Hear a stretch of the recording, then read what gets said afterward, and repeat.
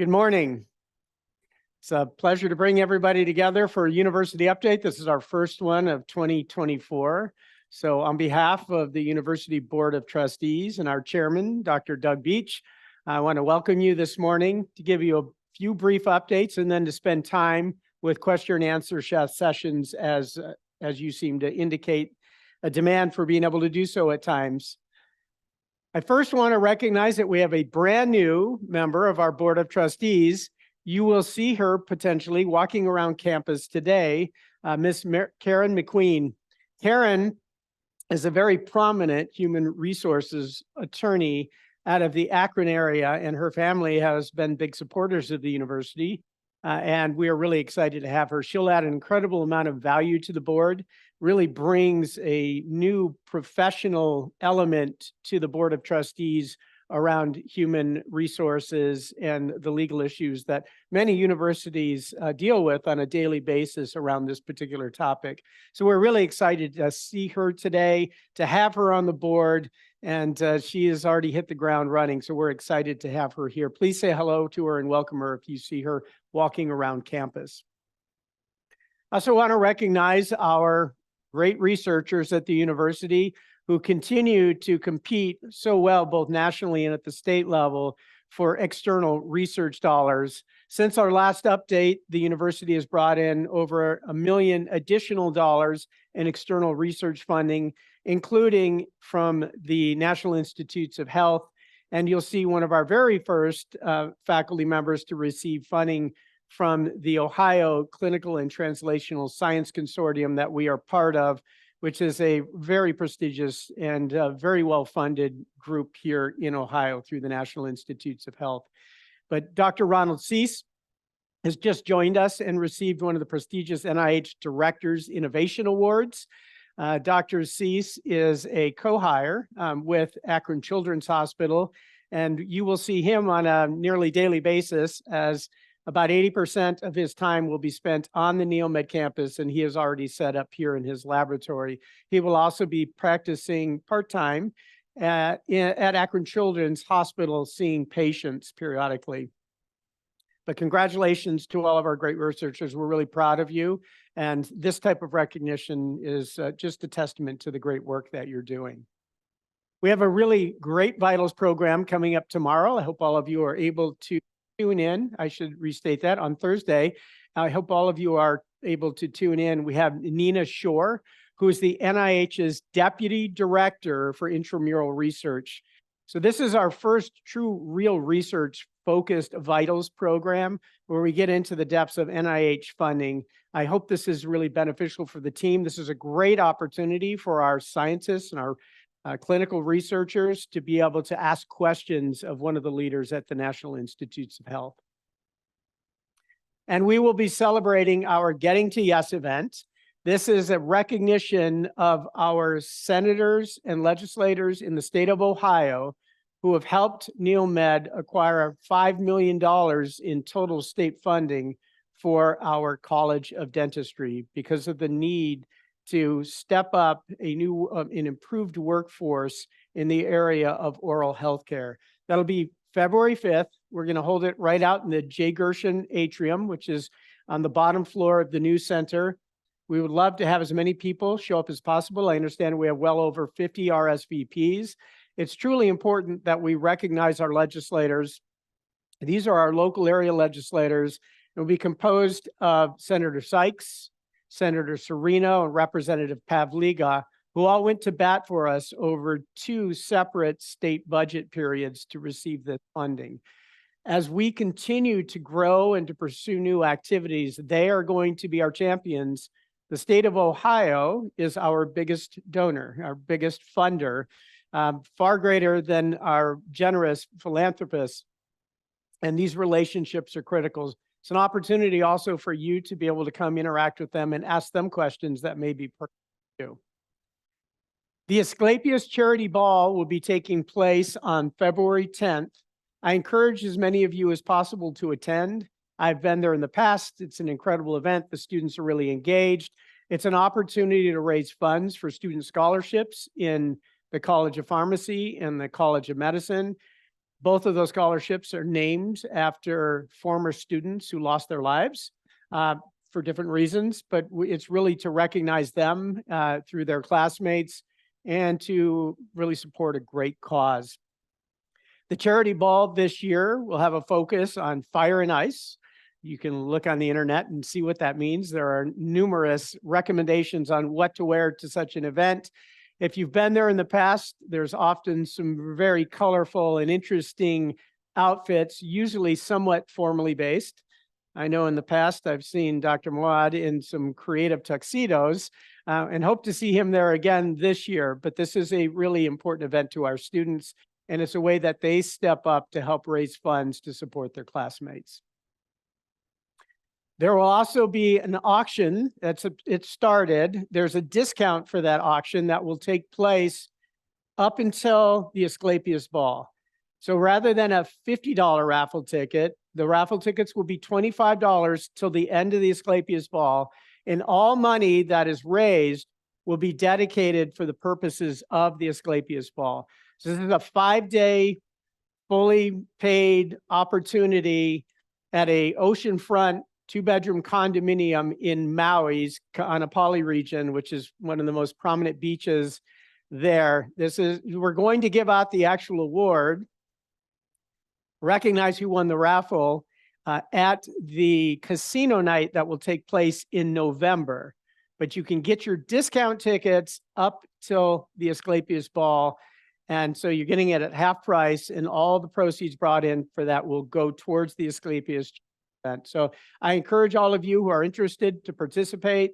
It is a period where the university hasn't fully ramped up yet. So it's from January 3rd until the 8th.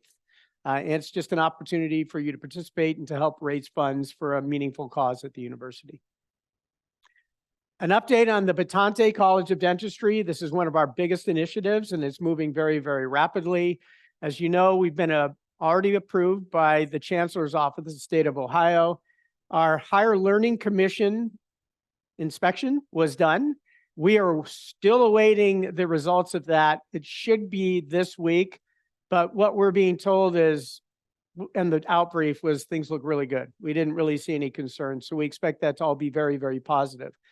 The really big visit will now take place April 4th and 5th. Dr. Casimir, who is our retired dean of the College of Pharmacy, has come back as a consultant on this, as he has great expertise in accreditation. And he is helping us to navigate this process. So some of you may be pulled in and given some briefs on how to respond and what it is code is looking for. After this site visit, providing it goes well, they will meet in the summer and decide whether we receive initial accreditation. And if we do, we should hear by early September, and then can pull the trigger on advertising and interviewing applicants so that we can start our very first class in August of 25, which was our stretch goal. We knew that this was a big poll and that this might not lead to the first class coming in until August of 26, but the team has moved very quickly. We've had great people involved. I want to thank both the staff and the faculty who have dedicated their time to this, to allowing us to get to the point that we are, and we're really excited to be able to start up a College of Dentistry on this campus. Commencement is not that far away. We've got about 3 months. We're going to see another great set of graduates go out into the world and practice medicine and pharmacy and science and public health, all because of the work that our faculty and our staff do here. And this is our big time for celebration. It is not far away before all the festivities and events begin. This year, we're proud to announce our commencement speaker will be Dr. Dan Simon, who is the Chief Academic Officer for University Hospital Systems. Many of you may have heard him speak at Vitals, where he gave an incredible talk, so we're really thrilled to have him here. We are going through the final processes of recognizing potential honorary degree candidates who our Board of Trustees will vet.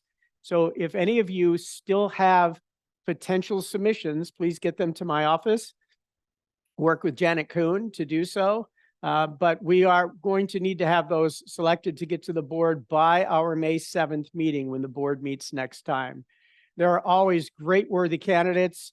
As always, That honorary degree goes to somebody who's done great works in the community that are reflective of the mission and the values of Northeast Ohio Medical University and its faculty, staff, and students. Many of them have been directly involved in the university through either their actual participation or oftentimes through philanthropic support to be able to support those mission activities. I've had a lot of questions about the news regarding Summa Healthcare. And so I wanted to state a few things right up front so that everybody knows there's no impact on the university, at least not in the foreseeable future. And it's not a done deal. I know Cliff Devaney very well. He's an outstanding physician and an outstanding leader of Summa Healthcare who's done great things for them. He called me, gave me a brief on what was going on before the press release came out. And I also happen to know Mark Harrison from my time back at the University of Utah. And Mark Harrison, who is currently leading HATCO, the potential acquisition partner, is a pediatric intensivist by training who truly cares about social determinants of health and how we improve medicine. The scary thing for people is they hear the term a venture group, and then they also hear for-profit organization. I don't know that that's part's going to really make a big difference based on what it is that HATCO is saying they want to do.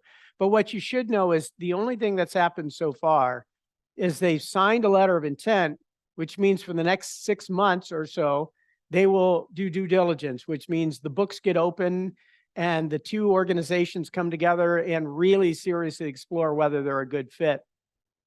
At the end of that period, it could be that nothing happens, or it could be that something does happen.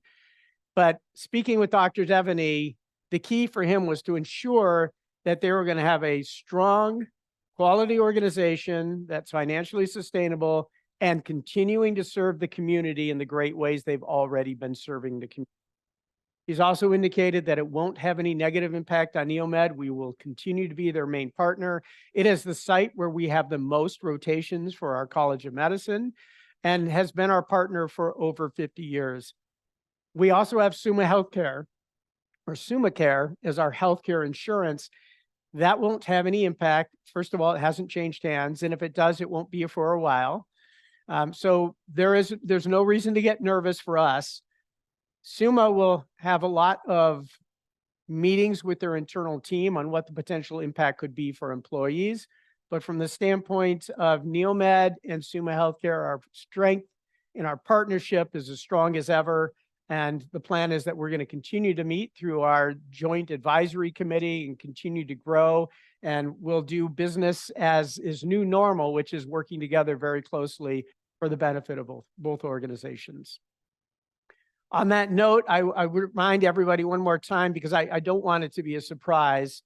We do have Summa Care as our insurance. In our reports that we get from them every year show that our current utilization by our employees and families, it's there for you to use, but our current utilization is costing them about $200 a member per more than we're actually paying. So if things continue this way, then just want everybody to be prepared that we've got a signed contract all the way until end of December this year. We are expecting a pretty significant rate increase in our healthcare premiums after that. And the university will take 80% of the hit on that, and the individual employees will, as we use the standard shared model in the state, it will impact you by about 20%. So if your premiums go up $200 per person, then you're going to expect to see a little bit of a difference. The university is going to see a big difference. Our biggest expenses are really around drugs, and it's also to some extent around utilization of emergency departments. But if you have a true emergency, you have to do what you have to do. And if you have a drug you need to access, drug costs, unfortunately, are beyond anything that we can control.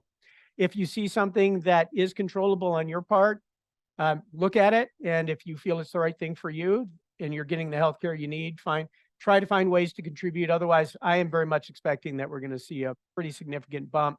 As we're projecting it right now, that cost will probably be somewhere around $700,000 to the university per year. NEOMED Connect. I want to thank David Vitito once again and the Advancement Office for creating an incredible product. I think we've introduced it to most of you. It is now live. You can go to the website and look up NEOMED Connect. Our partners around the region and other universities are saying, hey, can we participate? And the answer right now is you need to be a NEOMED student. It is an outstanding product. As I understand it, we've had over 400 mentors already sign up and over 80 students using this. And it is just a really streamlined and professional way for them to connect with their network so that our students, our faculty, and our alumni can come together and they can serve as mentors, they can do research together, they can develop professional relationships that are beneficial. But I think this is a really important tool for our students. I've met with many students over the last several years who are looking at ways to improve the opportunity for mentorship and research opportunities. They'd been working off Excel spreadsheets. Those spreadsheets were outdated. They weren't getting responses to emails. And this is just a really great state-of-the-art professional program. So David, thank you again. And to the Advancement Office, thank you very much for setting this up.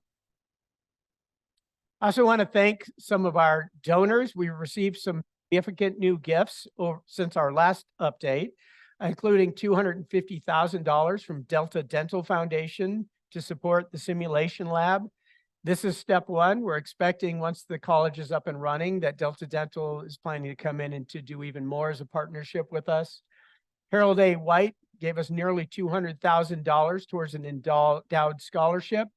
And Sam and Judy Roth, who have been longtime friends of the university, contributed another $100,000 as a strategy fund for the College of Dentistry. So thank you to our donors and continuing to support our mission. I know many of you have heard that University Hospitals is funding two new programs, the University Faculty Scholars, that should say UH-NEOMED Faculty Scholars, and UH-NEOMED Student Scholars. There will be 30 faculty scholars and there will be 6 student scholars. Each will receive some benefits, but the expectation is it's a way for us to come together and to collaborate in areas of research. The 30 scholars for faculty and the 6 students have been selected at our recent JSOG meeting. That's a Joint Strategic Oversight Group. And we will be making those announcements soon, within the week. And Dr. Simon from University Hospitals will be coming out for a formal event to provide certificates. I think they may be doing white coats with those also to recognize the scholars and really launch and kick this program off. We're expecting this is going to be a continuous year-over-year program. These are one-year appointments for the recognition and the support that will be received. So again, thank you, University Hospitals, for their new partnership. Our other partnerships that we have had for a very long time with places like Mercy Youngstown, Altman, Akron Children's Hospital, SUMA, Akron General Cleveland Clinic are not just as strong as ever. They're actually stronger than they've been in the past. We're continuing to grow those. UH is our newest big partner, and we're excited to have them on board as they're continuing to grow our capabilities and resources. And they're growing more and more clinical opportunities for our students. I think many of you have heard about the launch of our executive education program. That program is currently under the strategy office. It is not something that's accredited by the state. It doesn't involve credit hours for any of the programming at this point. And the strategy team was able to step up a really outstanding infrastructure very, very quickly for us. So I want to thank the entire strategy office for the great work that they've done on this, because this was a really big pull. I've had a lot of questions asking, well, they're getting some new employees and where's the funding coming from? We've received several $1 million in funds to grow this program. And we have hospital partners who are paying to have their employees take this program. So it is actually supported financially by other organizations. So that this is in no way taking funds that were another part of the universities. These are all new dollars coming in to support this. So this is a really outstanding opportunity for the university. We're expecting just in the next 6 months alone, over $3.5 million coming in to support the new program launches here. Want to celebrate some great milestones. So Catherine Brown, curriculum coordinator in the College of Pharmacy for 5 years. Seth Brownlee, of course, everybody knows Dr. Brownlee, 15 years. Dr. Winters, 10 years. William Gibson, 20 years. And then Todd Felmley, 30 years at the university. Thank you for your dedication and your service. I want to take an opportunity to recognize you. And with that, I'd like to open the door to any questions from anybody in the audience, or it looks like we have a lot online. I'll start there. The zero-based budget season is upon us all. What are the new priorities from leadership and the new strategy planning where we might be heading, so that as we all work to ask for appropriate needs, where can we expect relief and support and personnel?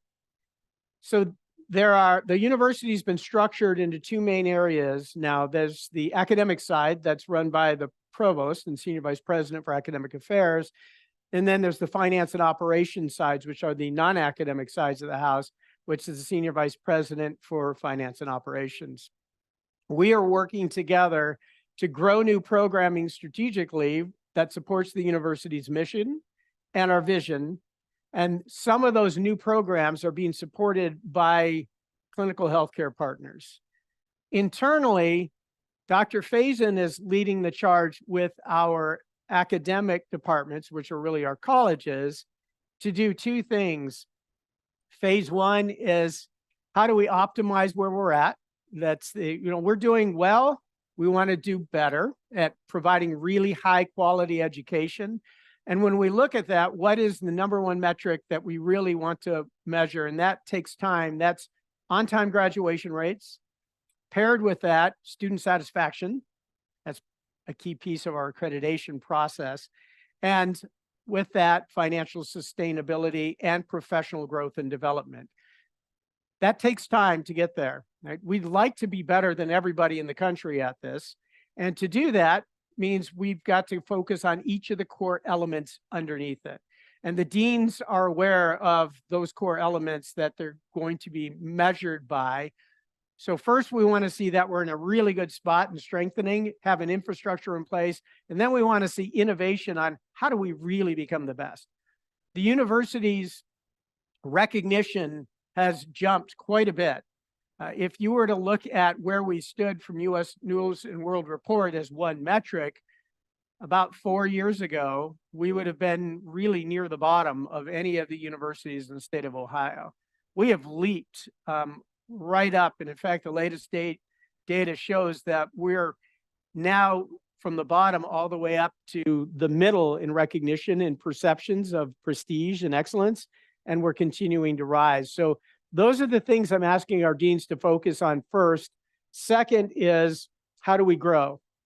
How do we grow our clinical training opportunities, our academic training opportunities, and our research infrastructure, and doing research infrastructure growth in a way that's strategic and makes sense so that we can really empower and resource those research endeavors. So that's what I've asked them to do. From an operations side of the house, how can we be efficient and effective in delivering the operations to support our key mission components, which are research, service, and then, of course, academics, the teaching side of what we do. And there's always an opportunity for us to be more efficient and effective. Those are what you often think of as areas that are sometimes called cost functions. So we need human resources. We need a really talented HR team. We need a great police department. We need awesome people doing great work over at the CMU. We need great people supporting our Office of Research and Sponsored Projects and all of the other core elements of the university that maintain the facilities, the structures, and the functions to support those who are actually out teaching, doing research, and serving in the community or in service functions and roles here within the university. We need to be really good at it, but we also need to do it in a way that we're efficient and effective, so we're not spending too many resources there when we could be spending them on the things that we really need to spend them on, which is high quality, high value research in education. I know it's a little bit long-winded, but that is what we are doing with the budget. So when we're doing this, we're saying, we want you to think about why we're spending money in certain, and when we spend it, what is it you're trying to achieve? If the answer is, well, we've always spent the money there, we've been doing this for 50 years, then that's not a good answer. You should look at it and say, well, why am I spending money there? And can I spend it more effectively in a different way to empower my people? And that's what zero-based budgeting is really all about. Since the university, since the university is in the process of zero-based budgeting, have there been conversations around a one-time cost of living adjustment with the passage of the JED, record high inflation years and such? So as always, as my promise was when I first arrived here, instead of or maybe every few years doing an increase to salaries, and then it was often just a % bonus and not an actual increase to salaries, we've done both every year, and this year will be no different. We are going to do a salary adjustment as we have. With the new faculty performance plan, that one is out of my hands. It's actually automatically adjusted based on our national peer group. So those adjustments take place automatically. The other ones, we'll work with our board of trustees. Any new money only comes from really two sources: the state, who's not increasing what we're getting, but they held it strong, and then student tuition. So we have to see what's an appropriate elevation to keep up with cost of living adjustments and student tuition that our board of trustees thinks is reasonable. That will supply the additional dollars to do salary adjustments. And of course, we have to plan for the increase in the healthcare expenses. The zero-based budgeting process can eliminate some unnecessary costs on things. For instance, we have contracts for services that we've not been using. We should kill those contracts. Those dollars can then come back in and be part of that bigger pot of money through which to be able to adjust salaries. Our people, our employees, are the number one thing we have at this university. We don't build parts. We provide a service, research service, an educational service, and we need the best people. So we want to take care of you because you take care of the organization. So it's without saying, unless we are in an extreme financial situation, and I would share that with you, we're not, we're going to do some type of wage adjustments as we've been doing year over year for the past 4 years. Are there going to be communications about the construction happening in the old main lobby and potential office moves? Anybody whose office could potentially be moved, I believe, has been informed, right, Mary? Yeah, so Mary leads that. So if you haven't heard, then right now you're not impacted. The work that is getting done, we're taking that south corridor renovation. Of course, the color patterns were chosen by the students, but it's a really vibrant, beautiful area. And we're moving it forward, but with a different blending palette that our architects and designers have been working on to take that all the way to the new center and then to bring it upstairs. And we're going to do renovations in the library to create better student study space. We're going to be putting in a Center for Teaching Excellence up in that very same space as an extension. And then we will be taking the old entry area that's right outside this auditorium, and we're going to move some of the services down to the ground floor that the students use most frequently. So we can get out a descriptor on this, but we've been working with architects, and I just did a walk around the university today with our new trustee and was surprised to see how rapidly things are already moving as baseboards have been pulled and the architects have already done the designs on this. If you look at the area where the old cafeteria used to be, you'll see a great deal of work already happening. The ceiling structure has been removed. The Timken Foundation gave us a $1.65 million grant to renovate that space as the Timken Innovation Medic area. So there is a lot underway, but it's all refitting the university. We're not building new buildings because we don't need them. When we need them, we'll look at building new buildings. But right now we have a lot of space at this university that is either unutilized or underutilized.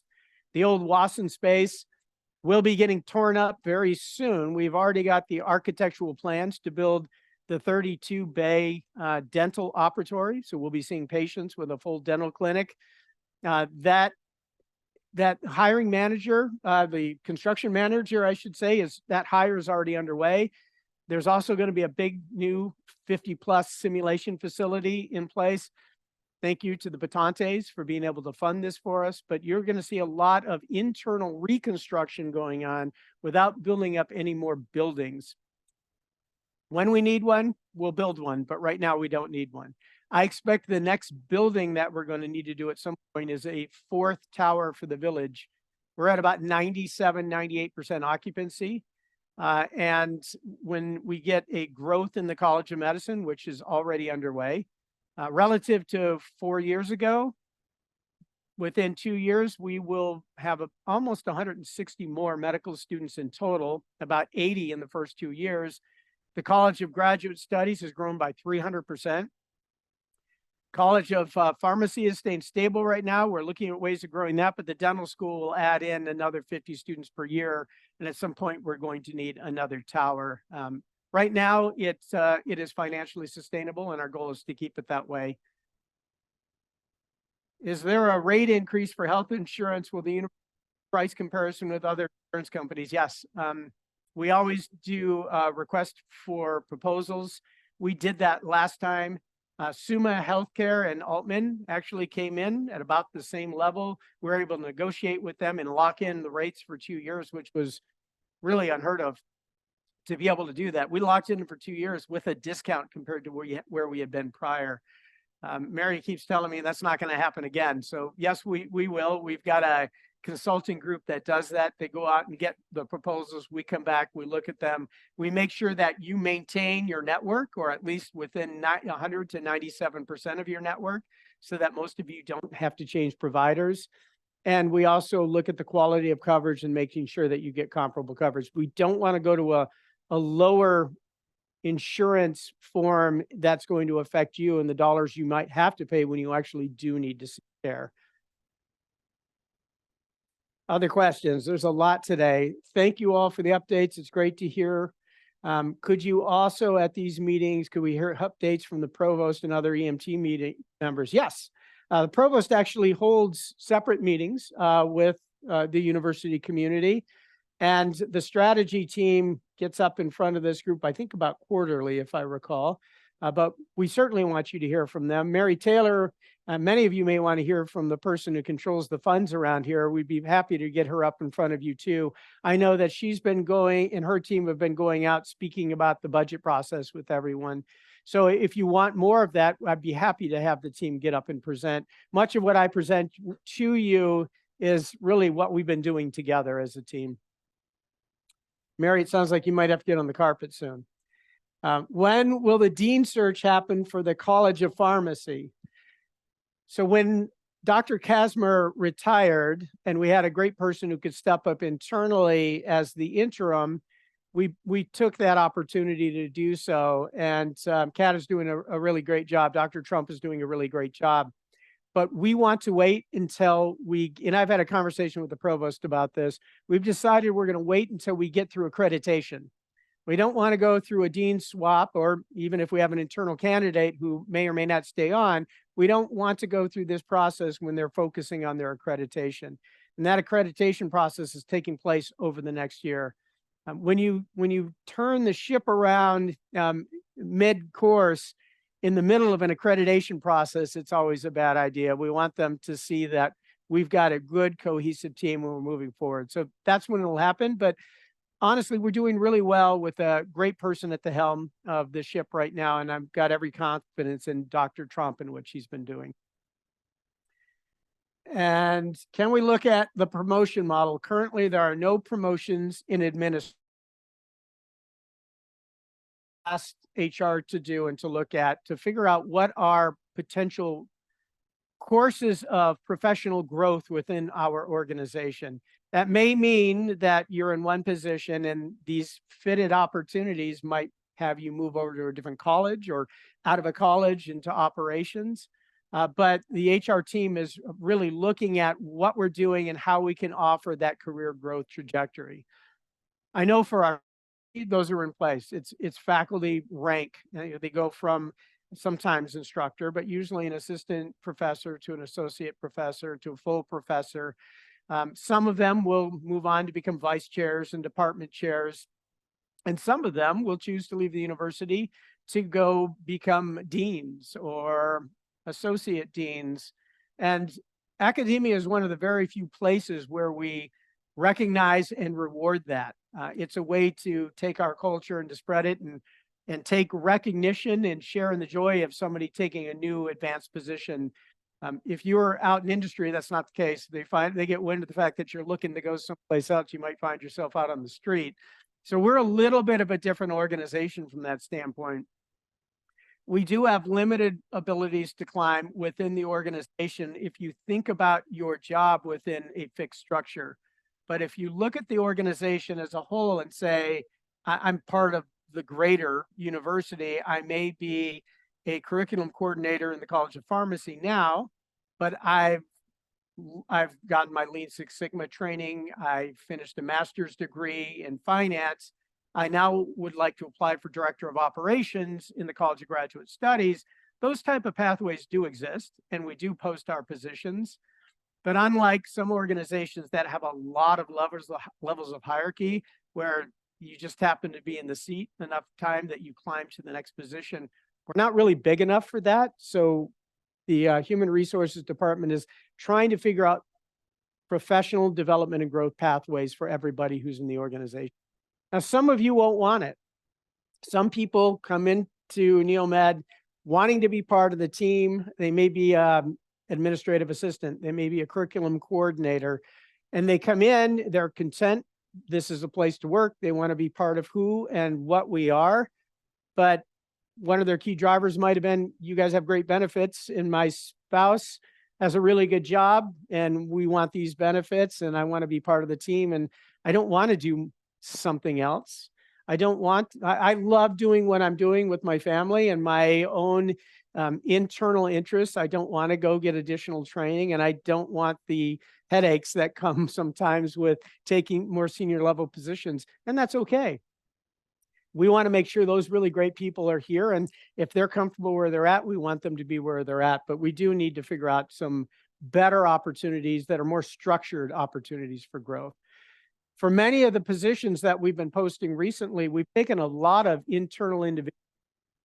In fact, one of those examples would be our new director of the Center for Teaching Excellence program. Well, though we did a wide swath interview, the best candidate was an internal member of the organization. And we've seen a lot of internal moves that weren't lateral, but they were upper echelon moves within this organization. That seems to be the end of the online questions. Any questions here? Nope. Everybody happy? Relatively happy? I think we're at a great institution. Higher learning educational institutions right now are under fire nationally. State legislatures, their financial models are broken. The expectation is about 40% of colleges and universities in the Midwest will go belly up sometime in the next couple of years, maybe sooner. We're watching it happen now. 38% of the polled public says they don't trust higher education to do good for society. And this university is not under fire for any of those things. We have great professionals who serve the community and come out of here. It's a high value organization. All of our graduates go out and have the opportunity to get really outstanding salaries and to have rewarding positions. And you are the drivers that allow them to get there. Our research is outstanding. We're really well recognized in the areas where we do our RFAs and highly respected nationally for the work that we do. I can't think of a better institution. I came here 4.5 years ago, and I love coming to work every single day. And I get to watch all the great work you do and look at the opportunities in our future. And our state legislature is very pleased with the work. They always say, you're different. Those who are under fire, you're different. You guys are doing great work. You should be proud of that. And so I want to thank all of you. And when our legislators come on February 5th for the dental recognition, you should come and make sure that they hear from you and they get to know who you are more, because this university has really been a standout, and it's you who've made that happen. So thank you. Please enjoy some of the snacks and the coffee outside, but I appreciate the time.